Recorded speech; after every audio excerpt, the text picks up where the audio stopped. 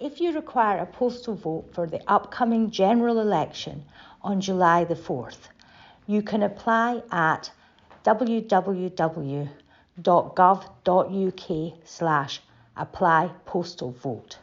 This postal vote is for UK general elections only.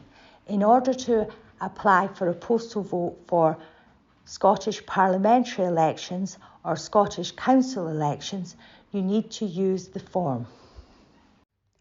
Hello and welcome to the third video in our iApp training video series.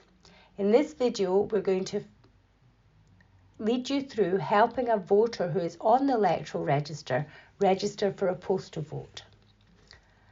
Two things before we start. First, make sure the voter is already on the electoral register.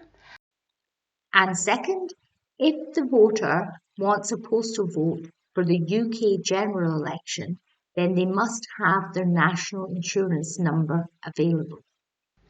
If the voter doesn't have their national insurance number, they might be able to find it on letters from the tax office, the benefit office, or from their wage slips.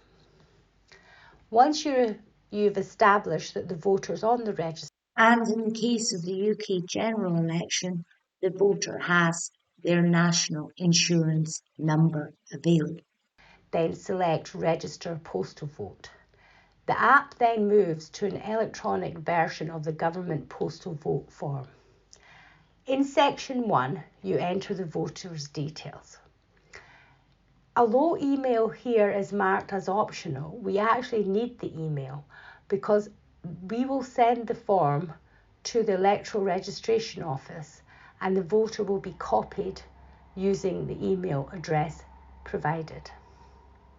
Section 2, you only have to fill this in if the voter wants their postal vote sent to a different address to the address they're registered at. Section 3 is for the Scottish Parliament, Council and UK Parliament elections. The maximum duration of your postal vote depends on the type of election you're applying for. For Scottish Parliament and Council elections, you can choose to have a permanent postal vote. For UK Parliament elections, the maximum period is 3 years. Your local electoral registration office will confirm the duration of your postal vote. When your postal vote expires, you will need to apply for a new one to continue voting by post. UK Parliament elections include UK parliamentary general elections, by-elections and recall petitions. In section 3, the voter has a choice of elections. Scottish Parliament and Council elections is one option, the other is UK Parliament election. Ask if they want to apply for either of the options or for both. If the voter has chosen to have a vote in the Scottish Parliament and Council elections, the voter now has several options. Until further notice is a permanent postal vote, or the voter can choose to have a postal vote for just the next Scottish Parliament election, which is 7th May 2026. This vote will not apply to council elections or by-elections, or a time period can be entered. If the user has chosen UK Parliament election postal vote, you must enter the national insurance number. If they're unable to provide a national insurance number, please enter the reason in the box. Ask the voter how long they want the postal vote for.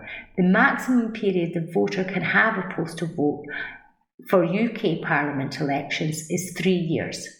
If we know the date of the next UK general election, then it can be entered and the voter just has a postal vote for that election, or a time period can be entered. Section 4, you enter the voter's date of birth. Now we need the voter's signature for the form, and to do this we are going to have the voter sign a piece of paper which we will take a picture of, and that picture will be transferred to the form. So first, ask the voter to sign a piece of white paper with a black pen.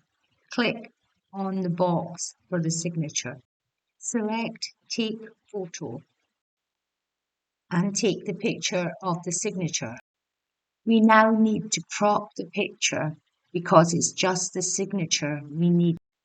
Crop the picture down till it's just the signature that is. Select Done. If necessary, use the slider until the signature appears and is clear. Select Submit. The signature will now be in the signature box on the form. The form can now be submitted by clicking the tick in the right top corner of the screen. The form will be sent to the electoral registration officer for the council in which the voter lives. The voter will receive an acknowledgement to the email address they supplied. The voter will then be asked if they will allow IndieFirst to keep their information and to contact them in future.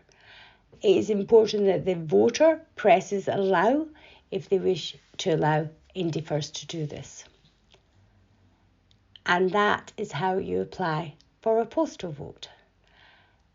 Check on our website www.iap.scot for more updates about the iApp project.